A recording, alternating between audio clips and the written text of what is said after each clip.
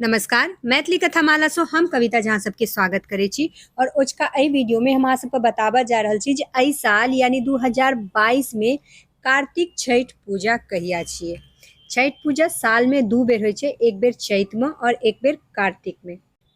कार्तिक छठ पूजा दिवाली के छठे दिन होइ छै, यानी कार्तिक मास के शुक्ल पक्ष के षष्ठी तिथि के छठ पूजा मनायल जाइ छै और ई छठ पूजा 4 दिन तक चले वाला पर्व छियै।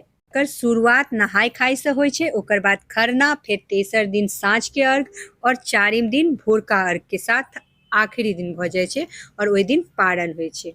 त एहि साल यानी 2022 में कार्तिक छठ पूजा के आरंभ हेतै नहाय खाय यानी 28 अक्टूबर दिन शुक्रवार से 29 अक्टूबर दिन शनिवार के छियै खरना, 30 अक्टूबर दिन रविवार के छियै सँझुका अर्घ और 31 अक्टूबर दिन सोमवार के छियै भोरका अर्घ।